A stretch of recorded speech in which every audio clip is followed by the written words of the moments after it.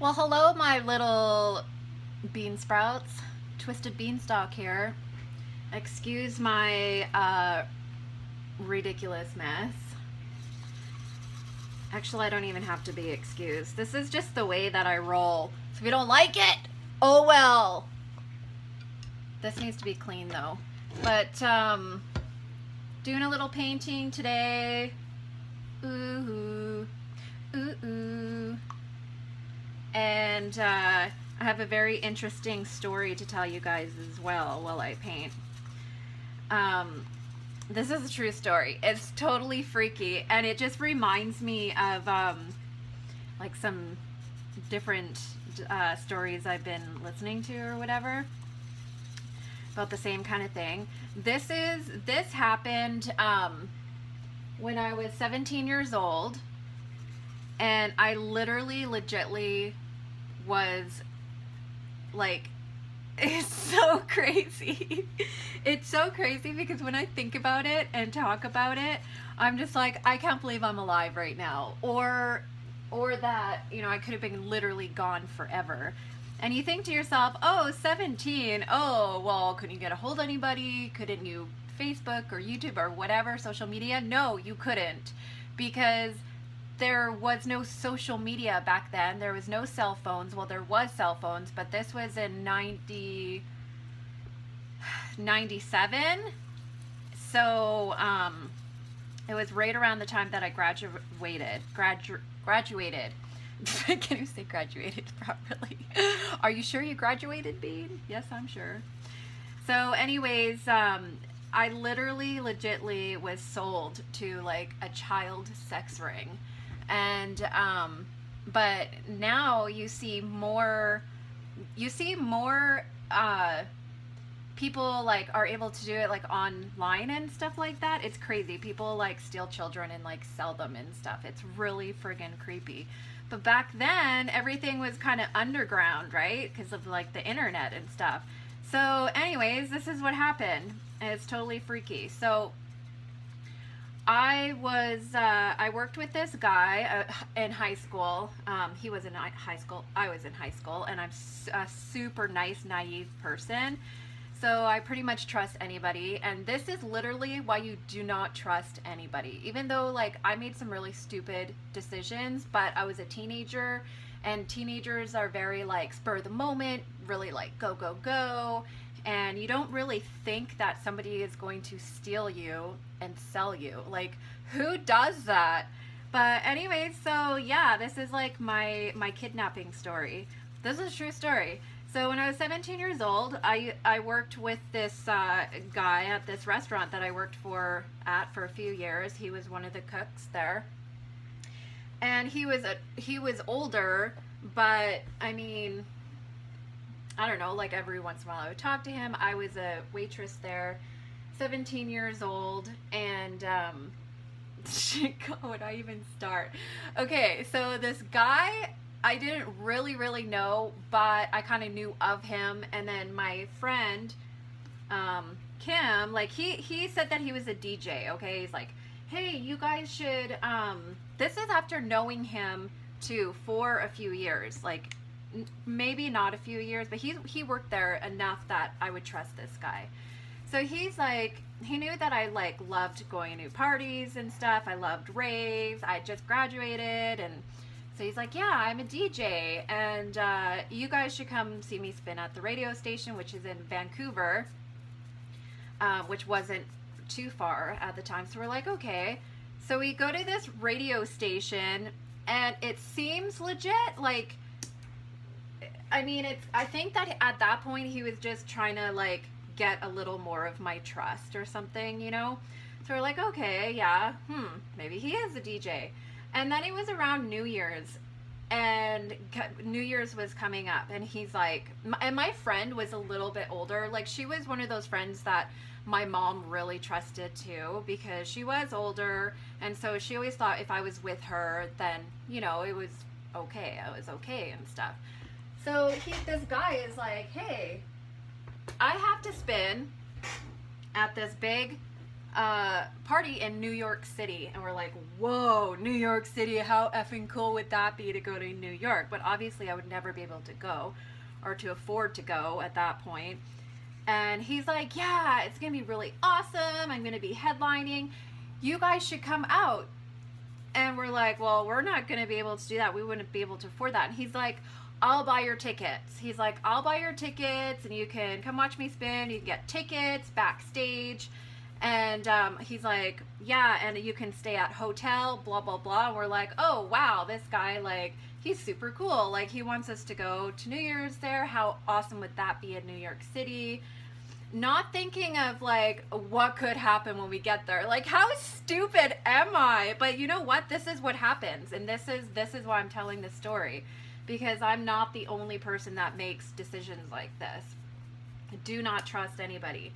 So we're like, oh my God, that would be rad. So he's like, okay, the plane leaves at this time, blah, blah, blah, blah, blah. And in the meantime, there was this other New Year's rave that was happening in Seattle. And Eric, who's my husband now, we had just met him, and he was like staying at my friend's house while we were going to go to New York. And he's like, oh, you guys should come out to the Seattle party. It'd be so rad. And we're like, well, we're going to New York City, so ha ha ha. But like, I really did want to go with them because we weren't like boyfriend and girlfriend at that point. So it was kind of like, oh, that sucks. Like, it's so weird. Okay, this story is so crazy because it has such a spin of fate on it. Me and Eric were not even dating or nothing at this point. And he was at my friend's house and he was going to go to Seattle. So then we go to the airport. We decided we're going. So we're like, okay, we're going to go. This is when it was really easy to get on airplanes. In the airport, they didn't even like, you barely had to give them ID. And it was nothing like it is these days where you take off your shoes and you friggin' strip down and bend over and cough. Wait, you don't do that? Are you sure? I do that every time. What? Just kidding, I don't do that. Anyways, so it was like easy to get on airplanes, right? Okay, so then we're like, yeah, we're like super excited. Her mom drops us off. My mom didn't know that I was going. My mom would have never have let me go. So I was like, I'm going to Kim's house for whatever. It was like, ooh, it was like, you know, for a few days and for New Year's. And she's like, oh, okay. And yeah, so she would have never found me ever. They would not even have knew where to look or nothing. Like, why the hell would I be in New York City? Like, you know what I mean? Like, I would have been gone. So we go to the airport and we go to get our tickets that he bought, but oddly enough, they were under different names. So we're like, that's weird. I'm like, you know, I think that's his daughter and his wife's name because I remember him talking about them, and that was, and he's like, and I was like, yeah, and it's because he was said that he's already in New York, that we just had to get on the plane and go and meet him. So I was like, that is so strange. I think it's like his wife and his daughter. And then I was like, maybe it was a mistake, but if they're not going to be using it, then we might as well still use them. So we're like, how stupid. Okay, so then we're like, yeah, we're just going to go anyway. So somehow, because we were young and looked innocent and sweet, we were able to pick up these tickets and then just go. Like, there was like barely any security or nothing like that. Like I said, this was years and years ago. So we end up going, we fly to New York City, and I was like, man, I kind of wish we would have stayed, and it's like it's like far, okay? This plane ride is like hella long. It took like hours, like 7 hours or something. And I was like, man, I really wish we would have stayed so we could have went to the Seattle rave, but whatever. So we're like, get off the airplane, and this is how there's a couple twists of fate here. Get off the airplane, we're met, not that, like, pretty much right when we get off the airplane by, like, security or TSA or whatever. I don't know what they're called, but we're like, holy shit, we're in trouble. What did we do? What happened? Oh my God. Like, freaking out, scared. And they're like, you ladies come with us, blah blah blah. So we're like, oh my god, we're getting arrested for going on the plane in a different name. Holy crap, this is it. My mom's gonna have to come get me out of jail. I'm in New York, I'm in the States, what am I gonna do? Like freaking out, because we flew from Canada. We're Canadian, so we flew from international. So I thought I was like in major crap. I was like crying because I was never really got in trouble like that before.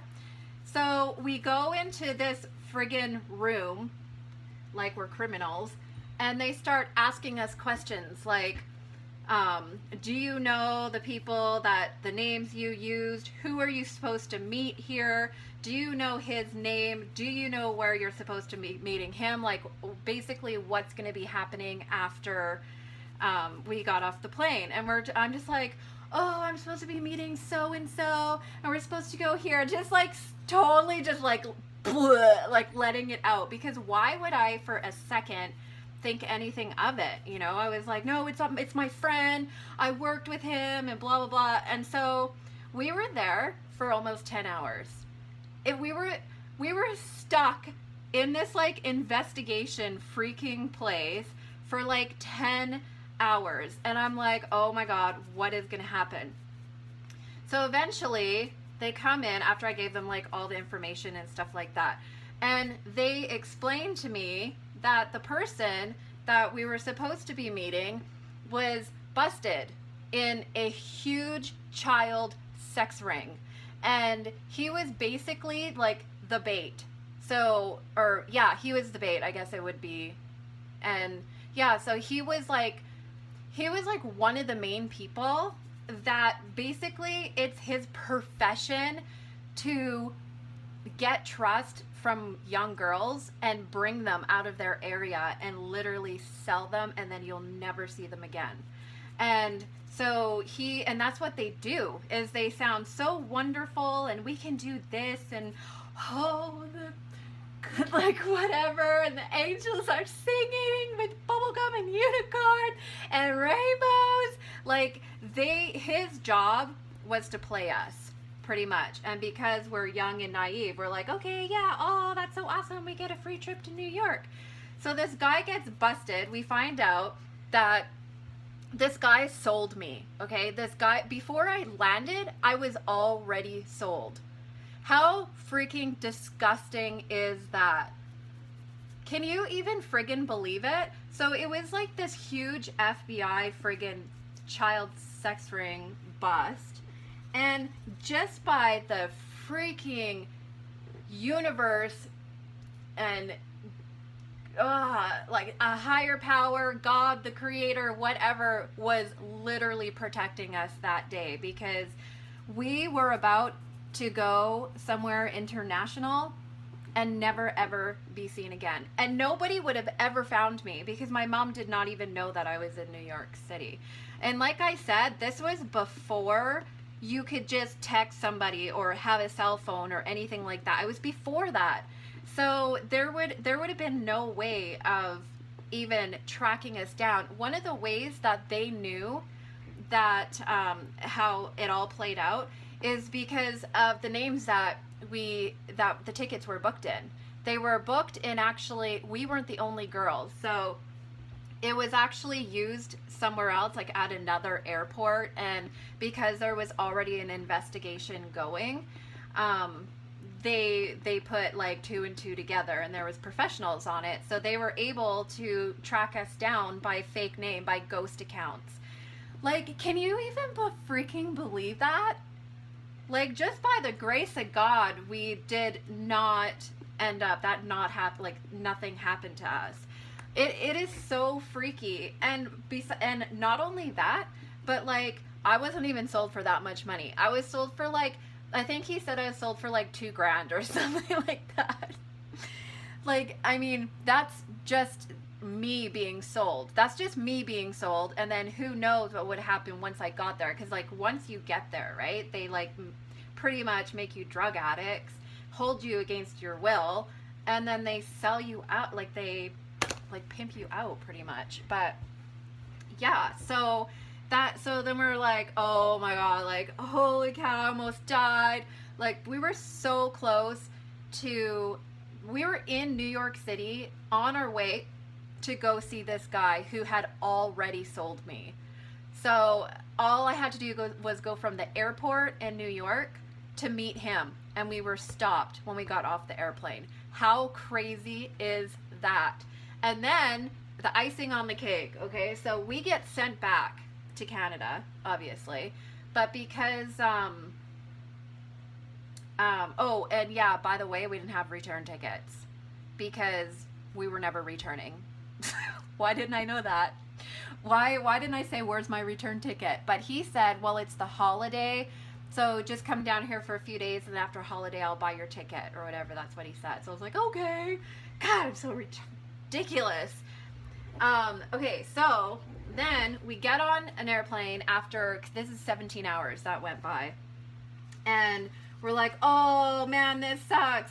But luckily, we survived, thank God, and was not sold. Well, I technically was sold, but the buyer didn't receive me. How gross is that? How gross is that, knowing that somebody bought me and they were waiting for me to show up in New York? Wow. Wow, Bean. Wow. So then we go back home, get on the next flight home, which took forever, all the way to Vancouver. And we're like, well, that was ridiculous, like totally in shock. But this is your teenager for you. Well, we're back home now, so we might as well go to the Seattle party. Like, might as well go to the Seattle party. So we go back home, and Eric's like, what the heck? Because it had only been like 2 days. It was the second day, because we flew there and then did the interrogation, and then flew back home, and it took hours and hours. But anyway, so he was still there, and we're like, yeah, we had to get questioned, and this guy sold me, and I was gonna go work in a child sex ring and be pimped out. He's like, what? Oh my God, that's nuts. And I'm like, yeah, but well, at least we can go to the party now in Seattle. So he's like, okay. So I'm like, okay, so let's go. So we go to this Seattle rave with like all my American friends and stuff like that. And then at that party, me and Eric just happened to, I guess, like, you know, finally decided that we were going to be dating, which is my husband now. And so that was the party that we like hooked up, or after the party. But anyways, I mean, at least it was him and not some friggin' 300-pound creeper who pimped me out. Gross. So again, it was like really, really fun there for New Year's Eve. And then all of a sudden I have this boyfriend, and then, which just so happens to be my husband now, which, so I met him when I was 17. I was almost 18. And, we've been together since that. So, we've been married for almost 13 years we've been married for, but we've been together since I was like almost 18, or just turned 18 or whatever. I was almost 18. I was like 17 and a half, and he had just gotten out of the military. Anyway, so isn't that insane? Not only did I avoid that happening and nobody ever seeing me again, I actually met my husband, who I'm married to for 13 years and have my 4 children with. Like, hello, fate. How are you today? Oh, you're good? Well, I'm glad, because you saved my ass, you gave me a husband, and 4 beautiful children. Crazy. Yeah, so that is my being sold, kidnapped story, and true story. I hope you guys have enjoyed it, and I'm going to go bake these babies. Thanks for watching. Bye!